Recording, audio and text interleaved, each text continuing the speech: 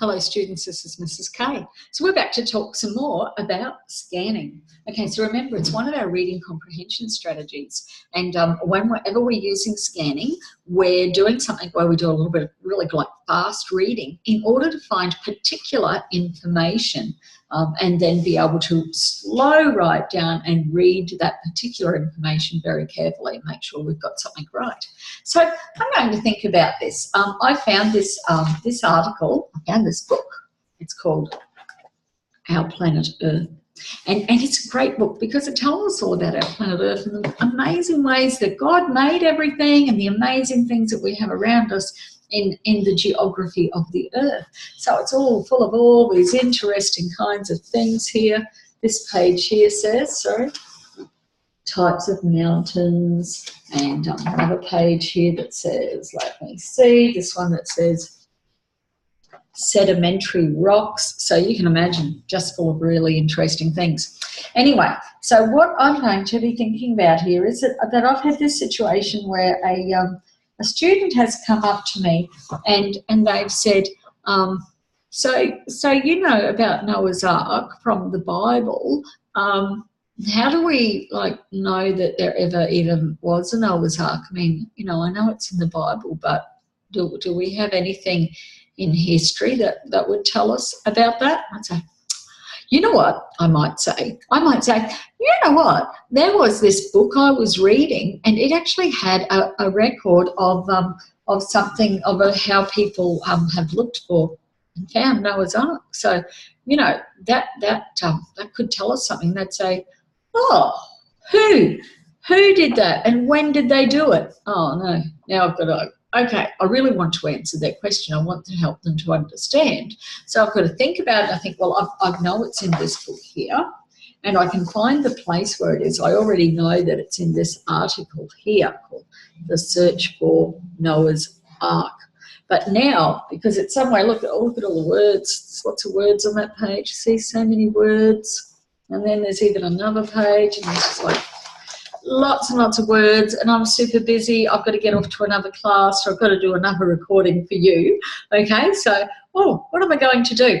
I know what I'll do. I'll do some scanning. So if I scan through this article, I'll be able to find that information pretty quickly.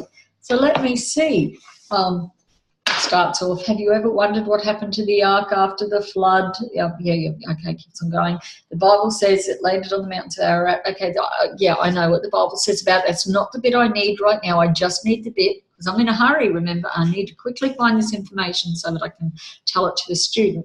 I know then that I've just got to find that bit about who went looking for it and when. Okay, because that's what they've asked me. Okay, so I'm going to keep on reading here. So here I am. I'm reading down this part here, but I'm not going to read all of these words. So many words. I'm just kind of scanning through. There are many difficulties associated with, I'm sure it was hard. Okay, they're telling me it was hard to search for the ark, all right. And Mount Ararat is 17,000 feet. And then it's, okay, so on it goes.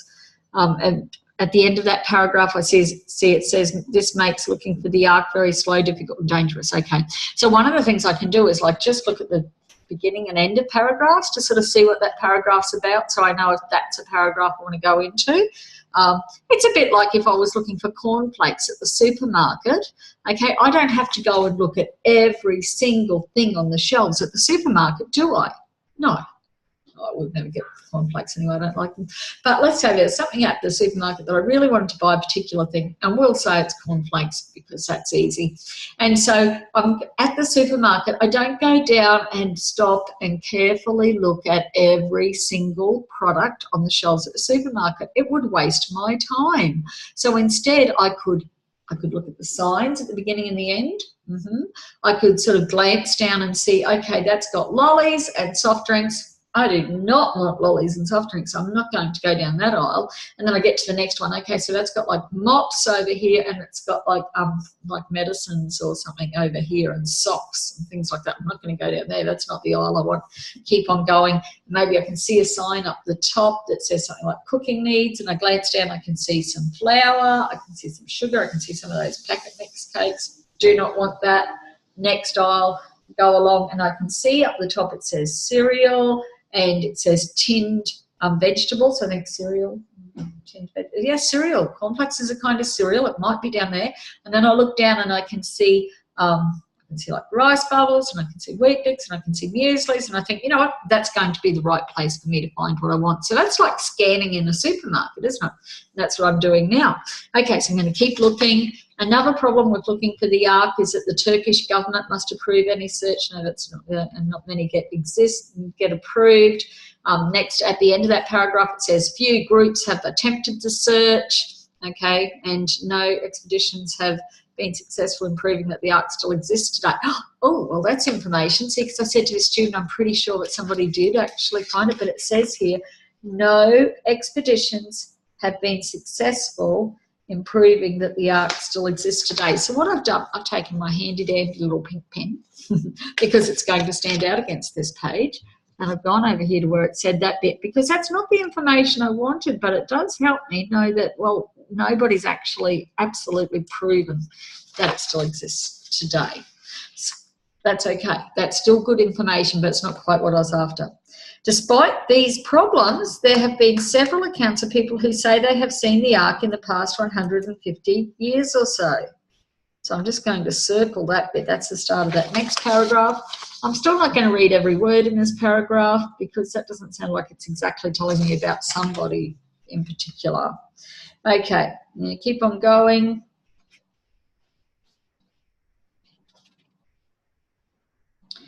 Okay.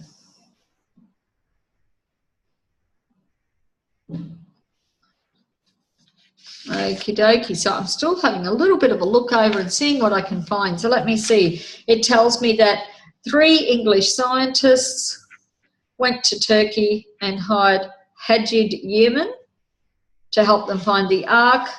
The Englishmen were atheists, so they don't even believe in God, who had come to prove there was no Ark. However, upon finding the Ark, the scientists threatened Hajid and his father with persecution. Later on, Hajid became a Christian and moved to California and told his good friend Harold Williams about the Ark. Okay, there you go. And also there was an English scientist who confessed that as a young man in 1856, he and 2 other scientists climbed Mount Ararat and saw Noah's Ark. So that's still a little bit, somebody kind of saw something, but we don't know what exactly. And then the next paragraph is where I think we might be going to find it. In 1883, some Turkish explorers claimed to have stumbled on the Ark, so the Turkish government sent a group of men to locate the Ark. So I'm underlining like a crazy thing now, putting in lots of underlining here. So in 1883, right there, the Turkish government sent a group of men to find the Ark. And let me see now, I'm going to use a highlighter for this because this looks really interesting. They claim that after, see how I've slowed right down now? I've slowed right down, haven't I? I scanned that first bit, I just went, oh, it's not that bit, oh, it's not that, that doesn't help me very much now. I've slowed right down. After entering the Ark, they saw 3 compartments, and they reported they found large cages, big enough to house very large animals. And they found what appeared to be the ship's log carved in an ancient language on the side of the third compartment. Now, could that be Noah's Ark? Could it be Noah's Ark? I still don't know, do I? And that's what they're saying. They're saying they don't quite know either. Because also, let me see, somebody else then later on also claimed that they might have seen it. That's the next bit. Okay, so basically, then after that, now I'm going to go really super quick again because I've gotten past the bit that's sort of telling me what I think I need to know. After that, there's this one who's saying that they thought they saw something when they flew down really close with something. It looked pretty big, like the size of a battleship. So let me see. And after that, some other people thought that they saw it, and let me see, I've just skipped, I'm skipping all those paragraphs there at the end, ding, ding, ding, because it's just getting a little bit too bogged down. I'm in a hurry, I'm just scanning and down, I'm just scanning this bit here. says that yes, there was some ship that somebody says was also, yeah, somebody else thought that maybe they found the ark. Okay, but then listen to this one.